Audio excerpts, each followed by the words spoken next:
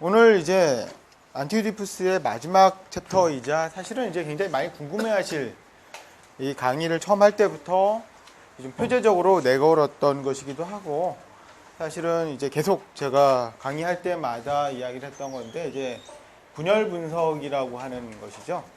분열 분석이란 도대체 뭐냐? 제가 예고도 몇 번 해드렸지만, 이 안티오디푸스는 이런 책을 써야겠다라고 생각하고 들레즈 와타리가 처음부터 이렇게 쭉 쓴 책이 아니라, 사실 자기들이 만나서 뭐 그런 얘기를 해요.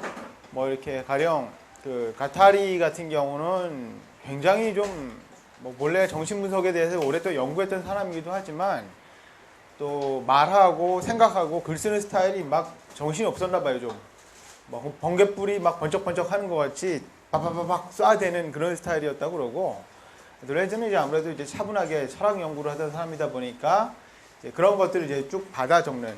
그래서 가타리가 이렇게 번갯불을 쏘듯이 박박박 거리면 이제 들레즈가 그걸 피레침처럼 차분히 싹싹싹 받아가지고 글로 쭉 옮겼다고 그래요. 굉장히 뭐 재미있는 비유인데, 실제 작업도 이제 들레즈와 가타리가 서로 이제 나눠서 쓰고, 그래서 챕터를 나눴다기보다 부분을 서로 나눠 써서 붙이고, 그걸 마지막으로 이제 접붙이는 작업들, 용접을 한다거나 정말 그런 작업들은 이제 들레즈가 주로 했다고 하죠.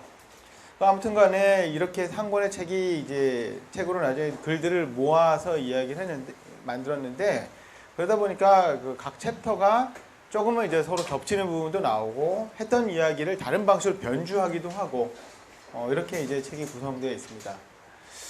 근데 이건 상당히 이제 좀 재미있는 증상인 게, 보통 우리가 이제 가령 여러분들에게 뭐 학교 다닐 때 우리가 레포트를 쓴다든가 논문을 쓴다 라고 하면 좀 체계적으로 우리가 글을 쓰게 돼 있잖아요. 그러면 이제 체계적으로 글 쓸 때 중요한 게 뭡니까? 뼈대를 잡고 살을 붙이고, 그랬을 때 이제 겹치는 살들은 빼내는 거죠. 우리가 이제 막 여기 옆구리에서 살이 삐쭉 나오면 이게 겹치는 살 아니에요, 사실. 그런 부분들 다이어트를 통해 가지고 쓱 없애는데, 사실은 그래서 우리가 논리적이거나 체계적인 저술에서라면 이건 결국은 뭐 같은 얘기를 하고 있는 거 아니야?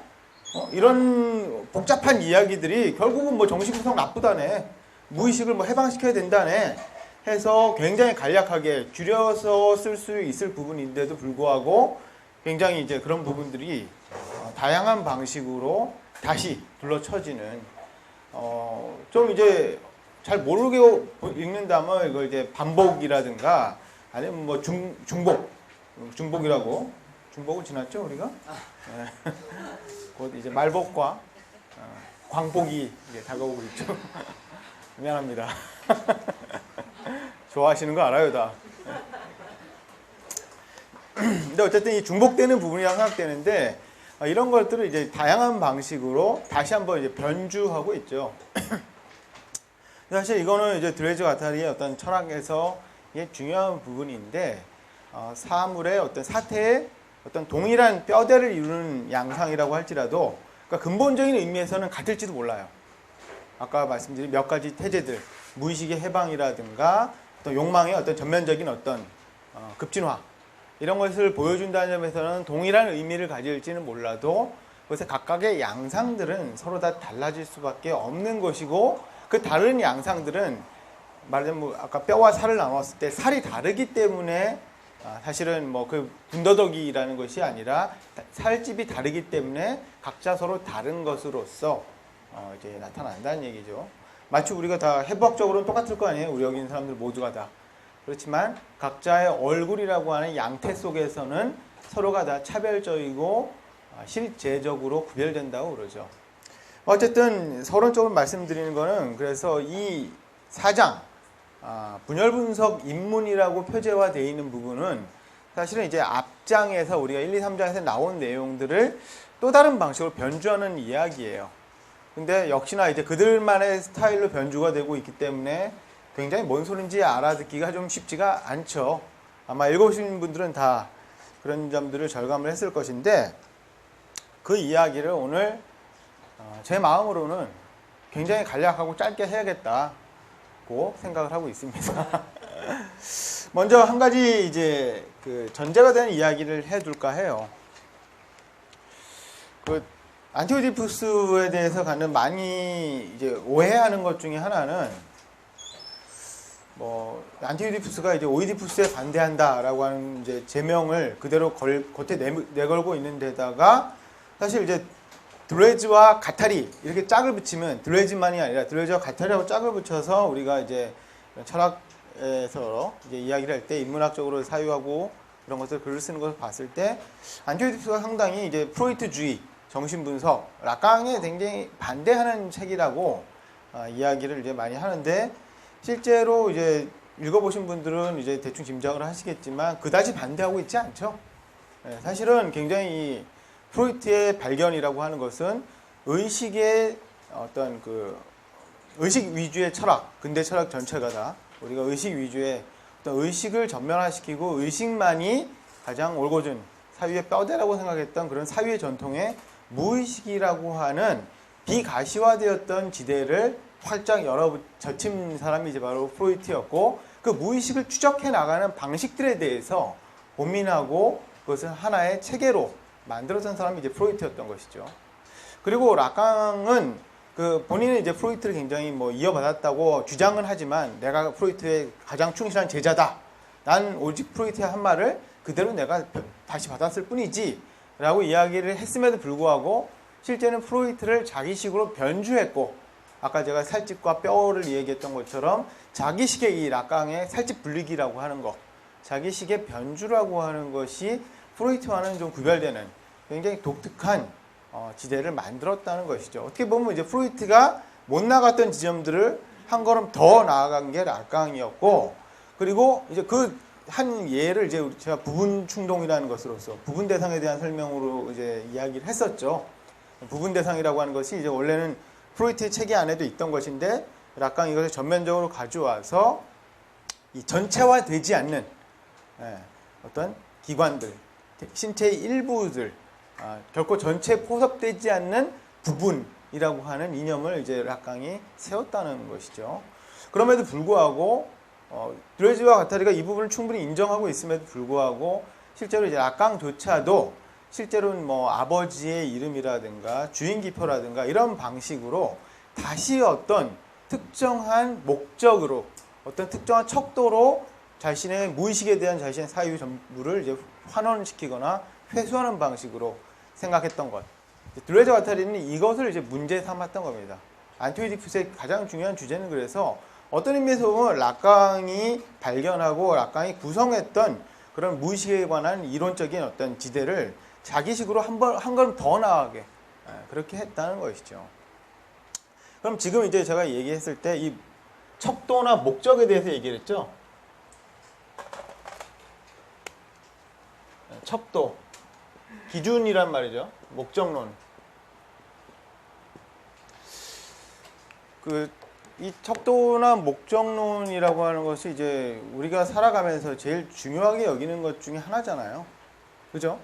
여러분들 중에 여기 수강하시러 오셨는데 목적 없이 오신 분 있어요?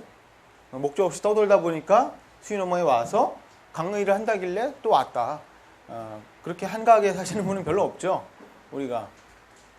근데 여기서 한 가지 조금 이제 우리의 일상을 딱 휘어잡고 있는 일종의 관념, 일종의 형이상학이라고 부를 수 있는 것들을 한번 생각해 봅시다. 여러분들 삶이 자연스럽다고 여기시나요? 여러분들 삶이 자연스럽게 살고 계세요? 이 더운 날 여기 앉아가지고 이러고 있는 게 자연스럽진 않죠, 일대. 굉장히 저도 이 사람들은 도대체 정신이 있는가 없는가? 이 사람도 앞에 있는 나는 제정신인가? 자연스럽지 않죠. 근데도 불구하고 우리가 가령 아주 소박한 의미에서 인공적인 것과 자연적인 것을 구별을 하죠. 거기서 출발해도 좋아요. 가령 우리는 도시에 살고 있고 문명인이라고 생각을 해요. 이럴 때 우리의 대척점에는 관념에 있어서나 현실에 있어서나 자연 자체라고 하는 게 있는 것 같아요. 그래서 우리가 여름 휴가를 갈 때 산으로 바다로 얘기했을 때 산에 안 가면 그러면 자연에 안 가는 게 아닌 거죠. 그게 아니라 뭔가 자연으로 가고 싶다라고 하면 인공적인 것과 대비되는 어딘가를 이야기하는 거잖아요. 실제로. 근데 실제로 그런 자연에 갑니까 우리가 보통? 못 가죠. 가고 싶어도 못 가죠. 사실 자연 자체라고 하는 것에는 도달할 수가 없는 경우가 많아요. 가령 뭐 첩첩산 중에 우리가 들어간다. 아니면 아무도 모르는 그런 바닷가 갯벌에 가서 이번 여름을 지낸다. 그럴 수도 있겠죠. 실제로 그렇게 할 수도 있을 거예요. 그러나 그것이 과연 자연 자체일까? 그런 장소가 설령 인적이 닿지 않은 장소가 있다 손 치더라도 그것은 하나의 어떤 인공위성으로 잡아보면 어느 나라의 어느 영토에 어느 지대에 다 이름을 붙여줄 수 있을걸요. 어떤 특정한 경계에 있는 어떤 뭐 지역, 뭐 비무장 지역 아니면 뭐 어떤 뭐 자연보호구역으로 설정돼 있다거나 특정한 방식으로 이미 다 자연 자체라기보다는 인공적으로 구획되어 있는 지역이기가 쉽죠. 아 그래? 공간적으로는 그럼 어떻게 갈 수가 없겠네? 시간적으로 우리가 상상하는 방식도 그렇죠. 가령 역사시대가 있어. 아, 뭐 이렇게 뭐 사람들이 기계를 만들고 자동차를 타고 그 앞으로 거슬러 가서 뭐 말을 타고 댕기고 자연 채집을 하고 쭉쭉쭉 거슬러 올라갔을 때 우리가 자연 자체와 구별되지 않는 마치 그 스탠리 큐브릭의 스페이스 오디세이 같은 영화를 보면 이제 그 원숭이 같은 이제 인류 이전에 영장류가 이제 존재했던 시대 그런 것들을 우리가 상상하기도 하잖아요. 자연 자체라고 생각하는. 그럼에도 불구하고 그 역시 우리가 상상적으로 만들어내는 자연이기가 쉽죠. 사실. 그 어디서부터 시작하고 그런 게 어디 있었을지 상상하기가 어려워요. 그렇다면 조금은 사변적으로 얘기를 옮겨가지고 가령 뭐 우리가 이제 우리의 어떤 여러 가지 어떤 생각이라든가 어떤 우리 굉장히 좀 목적의식적으로 살잖아요. 뭐 가령 뭐 오늘 이번 달 월급이 얼마니까 내가 얼마를 어디에 쓰고 얼마를 휴가에다 쓰고 해서 얼마를 남겨서 뭘 하고 저축을 한다든가 뭐 새로운 투자를 한다든가 이런 생각들 하죠. 근데 그런 어떤 사회적인 삶, 문명적인 삶을 쭉 소거시켜버리고 난 자연적인 나라고 하는 것 그런 것들에 대해서 상상해 볼 수가 있죠. 우리가 뭐 이렇게 명상 이런 거 관련된 책이라든가 프로그램 보면 뭐 본래 당신으로 돌아가시오. 자연 자체로 뭐 당신이 돌아가야 된다. 이런 얘기를 할 때 그런 자연적인 나라는 것도 있죠. 그런데 사실 자연과 인공을 우리가 인위적인 것을 쭉 가려고 간다고 했을 때 그럼 자연으로 돌아가자. 그래서 나를 가두고 있는 인공적인 어떤 경계들을 하나하나 제거시켜서 마지막으로 도달하는 그런 자연적인 것의 경계는 어디에 있을까? 상당히 이제 많은 것들을 우리가 지적을 할 수 있겠지만 무엇보다도 근대 철학에서는 그 마지막 최후의 경계는 언어예요. 언어. 사실은. 언어가 없다면 이제 나와 타인, 내 것과 남의 것을 구별할 수 없는 이 분별의 관념이라고 하는 거 있죠. 생길 수가 없을 거 아니에요. 그죠? 그런 의미에서 사실은 아이를 어떤 문명 이전이라거나 어른에 대비되는 그런 아이가 자연적인 존재로 표상되는 것은 언어를 모르는 존재이기 때문에 그렇다라고 하는 생각을 우리가 할 수가 있는 것이죠. 그리고 근데 이제 그런 의미에서 사실은 우리가 이제 아이들의 어떤 자연성, 천진함이라든가 물들지 않음에 대한 관념들을 우리가 갖고 있는 것이죠. 근데 이런 것들이 과연 얼마나 그럴듯한 것인가에 대해서 다시 반출해 봐야 된다는 거예요. 과연 아이들은 얼마나 자연적인가? 그 아이의 대립하는 어른인 우리는 얼마나 인공적인가? 이런 이분법적인 사고가 과연 얼마나 그럴듯한 것인가에 대한 질문이죠. 아이가 먼저인가 어른이 먼저인가? 이런 질문이 이 4장의 첫머리에서부터 나오는데 사실은 이런 질문이야말로 우리가 가정하고 있는 천연의 소박한 자연성에 대한 가정과 크게 다르지 않다는 거예요. 마치 닭이 먼저냐 달걀이 먼저냐라는 질문, 사실 풀 수 없는 질문이잖아요. 사실은. 여기에 대해서 정신분석이라고 하는 이 학문, 프로이트가 무의식을 이제 개척해냈던 그런 학문의 가장 소박한 전제는 바로 이 어른의 세계에 진입하지 못한 아이의 자연스러움, 그 자연성이라고 하는 것이 있다라고 하는 전제인 것이죠. 그리고 그 자연성이 만나는 최초의 인위적인 혹은 인공적인 형성물이라고 하는 것은 언어이고, 그러나 그 언어는 바로 엄마 아빠의 이름으로, 즉 가족의 이름으로 표상될 때 가장 그럴듯한 것으로서 주어진다는 것이죠. 그런 의미에서 이거 상당히 우리가 이제 상식으로 알고 있는 통념에 대한 설명인데 지금 제가 하고 있는 말은 가정에서 아이를 양육한다라고 하는 거 그냥 애가 뭐 육체적으로 안전하고 성장할 수 있게 양육한다는 건 아니잖아요. 우리 보통 정신적인 성장을 많이 이야기를 하죠. 그런 정신적인 성장을 이야기했을 때 아이를 자연으로부터 문명으로 이전시킨다든가 혹은 아이가 이제 그 분별의 관념을 갖게 만든다라고 하는 것, 이런 교육의 어떤 목표라든가 교육의 어떤 그 관념 같은 것들이 역으로 자연성의 신화에 굉장히 크게 기대고 있다라고 하는 거예요. 그리고 이 자연성의 신화에 우리가 기대고 있을 때 필연적으로 나타나는 그 문제 설정이라고 하는 것은 목적론의 신화입니다. 즉 자연 그대로는 좋다. 그렇지만 자연 그대로를 해서 우리가 살 수 있을 것인가? 우리는 어쩔 수 없이 이 문명이라든가 문화 혹은 인간의 세계로 표상되는 이 문자의 세계로 들어갈 수밖에 없지 않은가? 따라서 아이들은 고통스럽지만 하기 싫은 공부를 해야 되고 또 자기 수련, 내 것과 남의 것을 싫지만 갈라야 되고 어릴 땐 다 내 것 같잖아요. 그러나 이것은 네 것이 아니다를 알려줘야 된다라고 하는 것. 그리고 그것을 통해서 비로소 각각의 서로 다른 남의 것들로 구성되어 있는 이 세계 속에서 나의 것으로서의 나의 자리를 찾아 나간다라고 하는 관념도 이제 성립을 하게 되는 것이죠.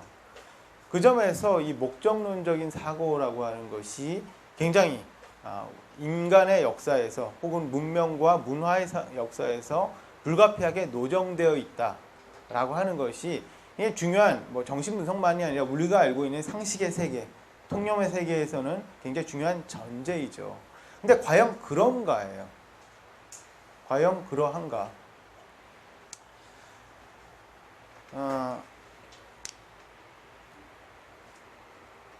조금 얘기가 이제 다른 측면으로 얘기를 해야 될 것 같은데,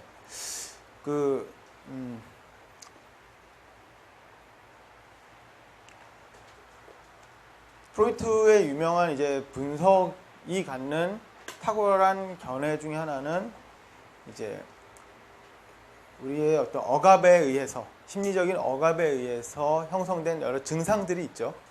그러니까 프로이트에 의하면 모든 사람은 다 어느 일정 정도 신경증 환자라는 거예요. 신경증 환자라고 하는 말은 욕망이 억압되어 있고 혹은 욕망이 거세되어 있기 때문에 그 잘려버리고 뚫고 나가야 되는 뚫고 나가지 못한 욕망이, 비유를 한다면 내부에서 용솟음 쳐가지고 내부에서 반탄작용을 일으켜서 신체의 특별한 부위에 이제 혹은 어떤 특정한 행동이라든가 사고의 회로를 통해서 드러나게 된다는 거죠. 그런 의미에서 우리 모두는 어느 정도는 조금씩 환자라고밖에 말할 수가 없다는 것인데, 근데 보통 모르죠.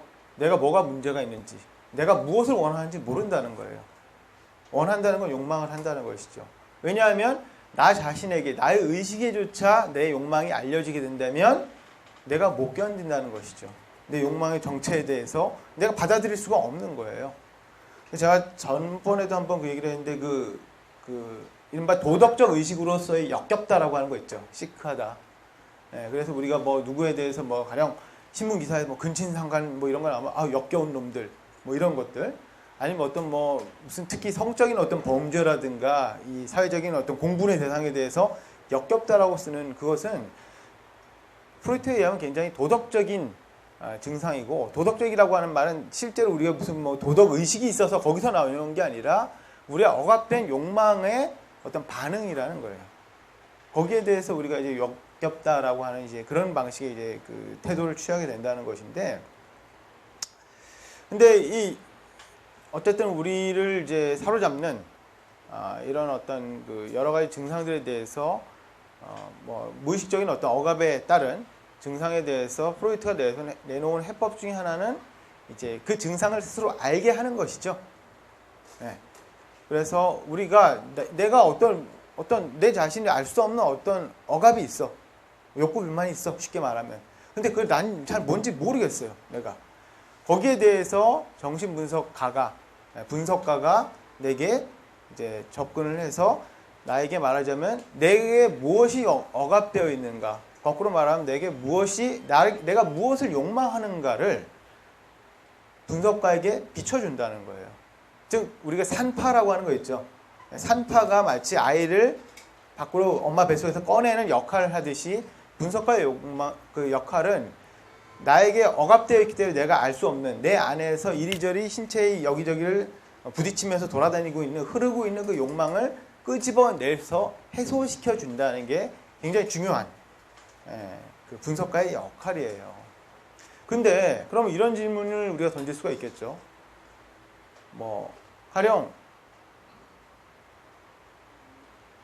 분석가가 내게 와서 나의 증상에 대해서 이야기를 듣고 대화를 나누는 와중에서 내가 뭐가 문제인지를 분석가가 캐치를 해내서 뽑아줄 수도 있어요. 그런데 과연 그렇게 해서 모든 욕망의 억압이 풀리는가? 혹은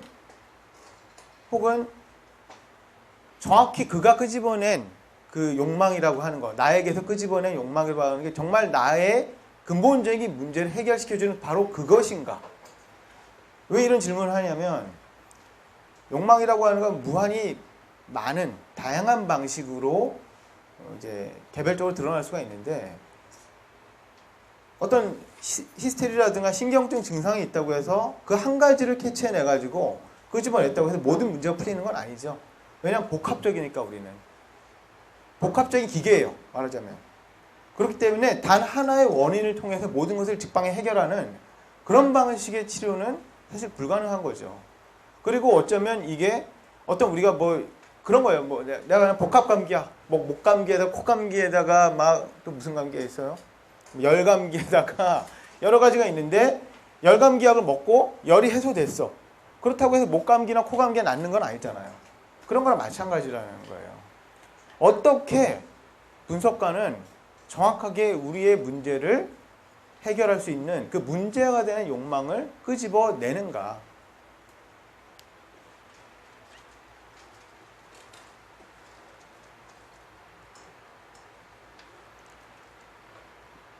프로이트가 제시하는 한 가지 사례 중에 하나는 이런 거예요. 어떤 소녀가 있는데 이 소녀는 아직 언어 생활이라고 하는 것이 완벽하게 그 어른의 세계에 편입되지 못한 대충 언어에 대해서 감을 잡고 이야기할 수 있는 그런 수준이라는 거예요. 5살 전후 뭐 이 정도. 근데 이 아이가 어릴 적에 옷가게를 갔는데 그 옷가게의 점원이 이 아이를 좀 추행을 했다는 거예요. 그래서 이 아이가 그 당시에는 그게 추행인지 모른다는 거예요. 왜냐하면 추행이라는 것도 추행의 의미를 알아야지 우리가 추행인 줄 알잖아요. 그러니까 몸을 만진다라고 하는 게 우리가 이제 뭐 가령 뭐 어른이 애의 몸을 함부로 만지면 지금은 이제 굉장히 우리 큰일 나는 사회잖아요, 우리가. 근데 그런 것도 그렇게 하는 어른이 있으면 얘기해. 혹은 네 몸은 소중하니까 누가 네 몸을 함부로 만지게 하면 안 돼. 이런 관념들, 성추행이라고 하는 것이라든가 이런 관념이 있어야지만 성립이 되죠. 아이에게 위협이 되고 아이가 불쾌감을 가질 수 있는데 그런 언어적 관념 자체가 발달하지 않은 상태에서 그런 일이 생긴 거죠. 그리고 나서 아이가 쭉 모르고 지내다가 이게 사춘기를 지난 무렵에서 아이가 좀 더 성장을 하고 좀 더 어른이 되었을 때 문득 발현이 되는 거예요. 그 한 가지 증상이 바로 혼자서 옷가게를 못 간다든가 이런. 근데 문제는 뭐냐면 지금 제가 이렇게 좀 시간 관계상 굉장히 압축적으로 얘기를 해서 여러분들은 다 알겠지만 실제로 프로이트를 찾아간 시점이 이 시점일 거 아니에요. 찾아간 시점에서는 모르는 거예요. 내가 왜 그렇지? 뭔가 막 옷가게를 보면 막 굉장히 두려움을 느끼고 갈 수 없는 그런 이상한 느낌들 기피한다든가 여기서 본인은 옷가게가 어떤 문제가 있는지 알 수가 없는 거예요. 마치 우리가 우리 자신의 특정한 기호 혹은 변태적인 취향 혹은 쓰잘데기 없지만 나에겐 강박이 되어 있는 어떤 증상들 그런 것들 있죠, 다들. 없어요? 나만 있어요? 이 중에서 나만 있는 거죠? 그런 것들에 대해서 본인도 모르는 강박에 대해서 본인도 모르는 어떤 신경증적인 어떤 두려움에 대해서 이 프로이트를 만나고 나서 과거로 거슬러 가서 이때 있었던 사건을 재구성하게 되고 그 재구성된 사건을 통해서 결국은 이 추행이라고 하는 섹슈얼리티에 대해 성에 대한 어떤 관념이 없던 시기에 일어난 사건을 기점으로 해서 그런 것들을 알매 과정을 통해서 받아들이게 되고 신체에 각인되어 있던, 즉 코드로서 남아있던 그런 어떤 특정한 방식의 어떤 성에 관련된 자신의 어떤 스트레스라든가 그런 것들이 이 나이 든 시기에 발현이 되었다는 거죠. 이 시기를 기억해 못해내는 건 당연하죠. 옛날 얘기 뿐만 아니라 과거를 회상하는 것도 우리가 언어 없이는 회상할 수가 없죠. 네.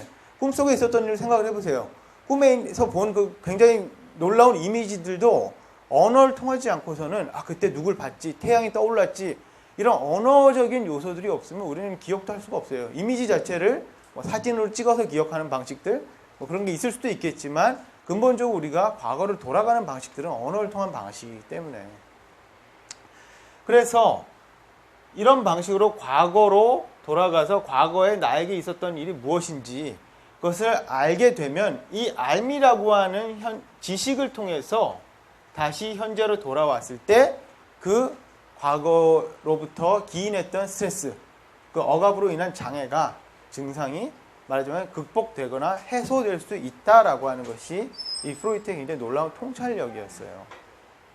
그리고 실제로 그렇게 여러 사람을 치료해 봤다라고 주장도 하고, 실제로 지금도 그런 이야기들은 어느 정도 성립 가능해요.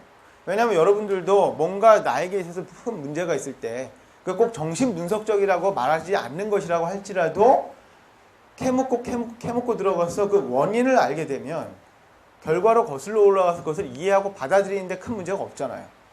원인을 알게 되면 원인에 대한 알은 우리 현재를 자유롭게 만들어주기도 하죠. 그런 의미에서 이 프로이트의 이런 어떤 그 과거 회상을 통한 언어적인 대화적 치료라고 하는 것이 굉장히 중요한 의미를 가졌다는 거예요. 근데 이거를 그래서 프로이트는 사후성이라고 불러요. 모든 의미는 나중에 밝혀진다는 거죠. 사후성의 의미는 나중에 그것을 어떻게 재구성했는가에 따라서. 안티오디푸스의 1장에 보시면 그래서 드레저 가타리가 집요하도록 가루가 되도록 까는 것 중에 하나가 나중에라고 하는 것의 논리예요. 네. 그 나중에가 바로 이 사후성을 말하는 겁니다. 근데 이 사후성에 대해서 첫 번째 가능한 비판 중에 하나는 이런 거죠. 야, 네 말 그래도 돼. 그럴 수 있지. 그런데 사실은 우리가 과거에 있었던 일을, 제가 한 말이 굉장히 이상하다고 느끼는 분들은 굉장히 좀 머리가 획획 돌아가는 눈치가 빠른 분들인데, 아까 제가 어땠어요? 요 어린 시절의 아이는 아직 언어 형성이 정확하지 않다고 했죠. 네? 물론 언어를 모르진 않겠지. 유아는 아니겠지. 그럼에도 불구하고 어린 시절의 아이는 언어 형성이 어느 정도는 불분명하고, 언어 형성이 불분명하다는 건 우리 그 텔레비전에서 어린아이들 데려가는 심리실험에서 나오지만 사실 남의 것과 내 것을 잘 구별 못해요. 선과 후의 과정도 잘 구별 못하고, 그런 것들을 아마 보셨을 겁니다. 그런 아이의 과거 회상, 어른이 돼서 진행되는 과거 회상이라고 하는 것이 과연 얼마나 아이의 과거를 정확하게 복원해내고 정말로 현재 그 아이를 사로잡고 있는 문제를 정확하게 매칭시켜서 지식으로 만들어서 현재를 되돌려 올 수 있는가라는 질문이 너무 당연하지 않겠어요? 이렇게 정교한 과정인데 이게 진짜 그렇게 가능하단 말이야? 혹시 아이는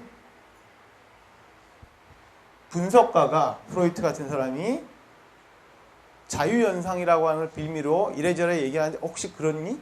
그런 건 아니었어?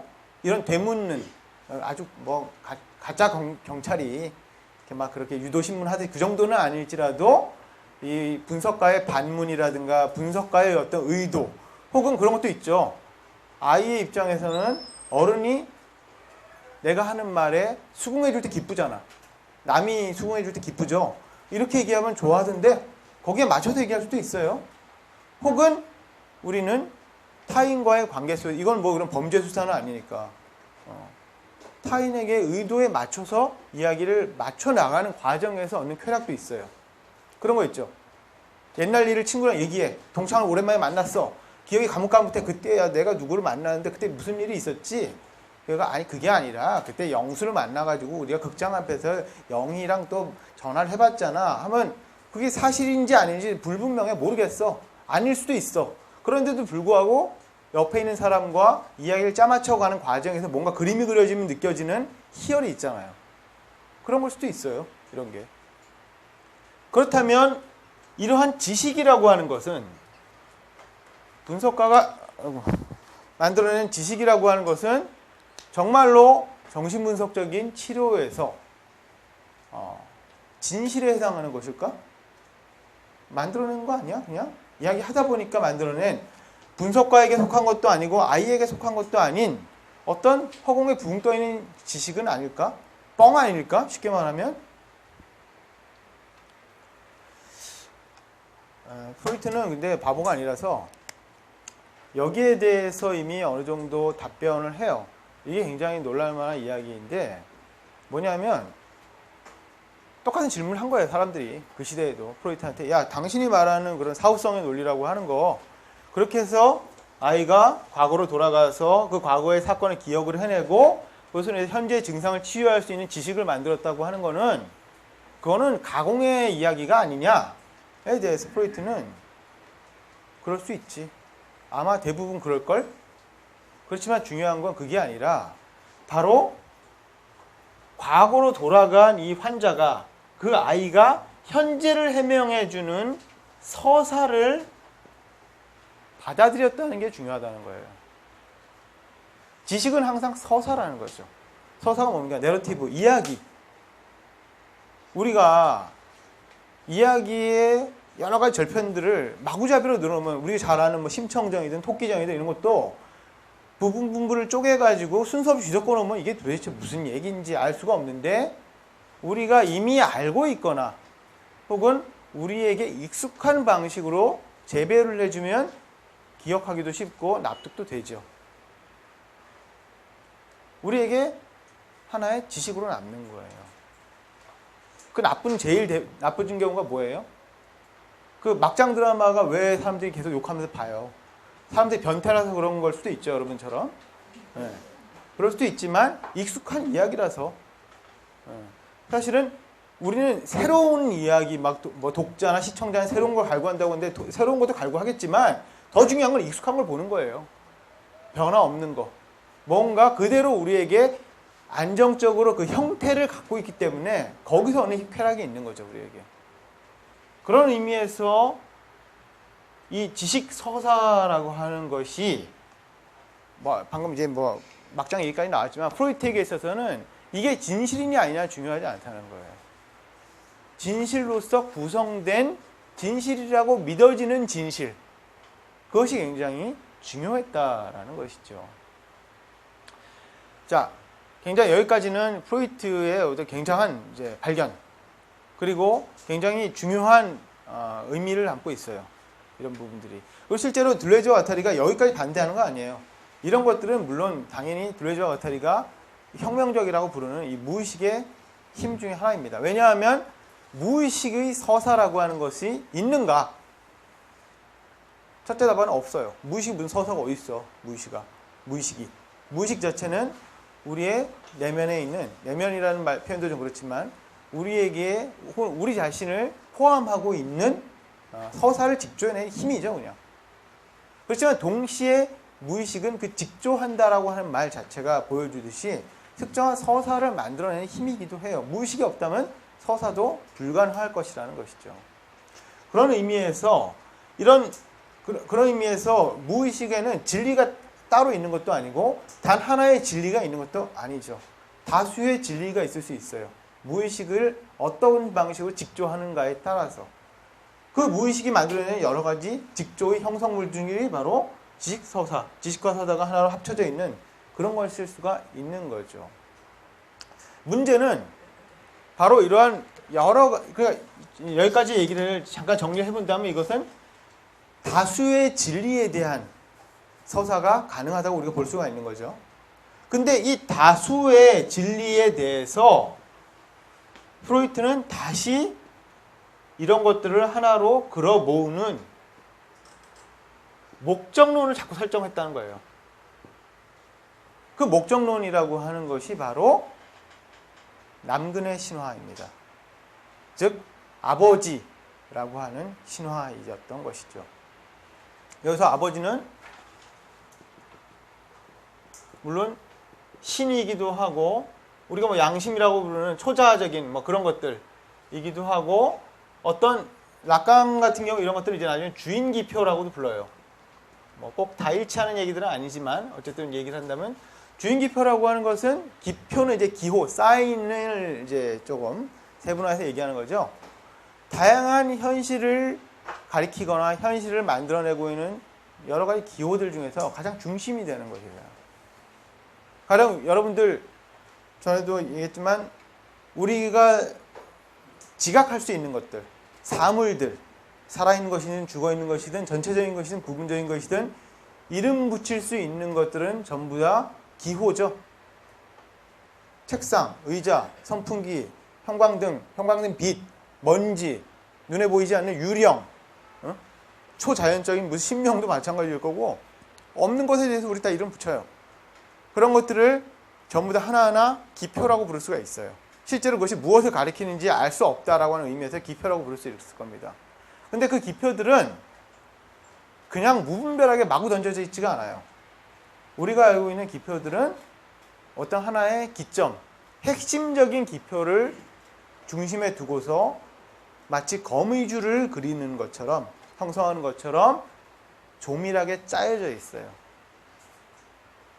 예컨대 뭐 박정희 시대라든가 한국 현대사의 그런 시대에는 가령 박정희가 반공이라고 하는 것을 국시로 내세우고 이 사회적인 언어 전체를 반공을 중심으로 해서 조형해 놨다고 말할 수 있겠죠. 즉 반공이라고 하는 대척점에는 뭐 공산주의라든가 이런 것이 있을 거고 그런 것들이 가장 하부에 떨어져 있다면 혹은 맞대응하는 편에 있다면 반공을 중심으로 해서 국가, 민족, 교육, 집단 이런 것이 쭉 포진해 있고 아마 끝자리로 가면 개인이라든가 어떤 사적인 어떤 욕망이라든가 이런 것들이 쭉 있을 수 있겠죠. 주인기표의 역할은 바로 그런 겁니다. 모든 다른 기표들을 억누르고 주인기표를 중심으로 다른 기표들을 다 배열하게 만드는 것. 그게 목적론이라는 거예요. 무엇을 이야기하든 다 여기로 향할 수밖에 없게 만드는 것들. 그러했을 때 진리의 다양성, 다양한 진리라고 하는 복수의 진리라고 하는 것과는 무관하게 실제로 모든 진리는 하나의 방향, 단 하나의 유일한 방향만을 향하게 되어 있는 것이죠. 분열 분석이라고 하는 것은 정신 분석이라고 하는 것은 이 뒤에 분석이 아날라이스라고 하는 게 들어가 있잖아요. 아날리시스라고 하는 들어가 있는데 분석은 쪼개는 거죠, 뭔가를. 꿈이라고 하는 것이 있다면 꿈을 여러 가지로 조각을 내가지고 꿈의 요소들을 찾아내고 무엇이 꿈을 꿈으로 만드는 거냐면 꿈의 작업을 찾아내는 것이에요. 억압된 것을 증상을 찾아내고 그 증상의 요인들을 추적해 들어감으로써 그 증상을 구성하는 여러 요소들을 분석해내는 거죠. 그리고 어떻게 했어요? 지식으로서 가공해냈잖아요. 달리 말하면 정신분석이라고 하는 단어가 들어가 있지만 실제로 분석을 통해서 종합을 하는 과정이에요. 분열 분석도 마찬가지입니다. 분석이라고 하는 단어가 들어가 있죠.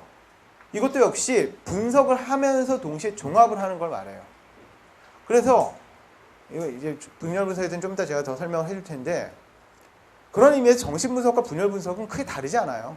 그럼 정신과 분열이 대립하는 겁니까? 그건 그렇지 않아요. 단어가 이제 서로 이제 그렇게 되다 보니까 그래 대립하는 것처럼 보이는데 그렇지는 않고 분열 분석이라고 하는 것은 바로 분석의 작동 방식을 말하는 거죠. 정신 분석의 작동 양식이 정신이 아니라 그거는 단어가 그런 거예요. 자, 그런 의미에서 분열 분석과 정신 분석은 상당히 이제 멀지 않고 그럼에도 불구하고 근본적인 바로 차이를 찾아낸다면 이 목적론에 대한 의식이 있는가 없는가. 모든 분석의 요소들을 특정한 방식으로 걸어 모아서 이렇다라고 이것이다라고 말할 수 있는가 없는가. 거기에 바로 분열 분석의 가장 중요한 초점이 있다는 것이죠. 들레저 가타리가 가장, 특히 이제 가타리 같은 경우에 굉장히 중심에 놓고 이야기하는 것은 섹슈얼리티입니다. 섹슈얼리티는 굉장히 여러 단어로 번역이 돼요. 뭐 지금은 이제 우리가 이제 섹슈얼리티라는 말 자체를 그냥 일반적으로 쓰기 때문에 저도 이제 섹슈얼리티라는 말을 쓰는데, 이걸 굳이 한국어로 번역을 할 때 성욕 아니면 성생활 혹은 성적 정체성 뭐 이런 다양한 단어로 이제 번역이 돼요. 근데 이제 그때마다 다르게 쓰면 이제 서로 다른 단어가 돼버리니까 이제 섹슈얼리티라는 말을 쓰는데, 섹슈얼리티의 기본적인 힘은 리비도죠. 리비도라고 하는 것은 성적인 욕망만이 아니라, 물론 성적인 욕망에는 다 포함되어 있죠.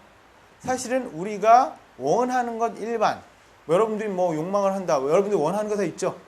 성욕만 있는 거 아니잖아요. 그럼에도 불구하고 성욕과도 같은 그런 에너지에 기반해 있죠.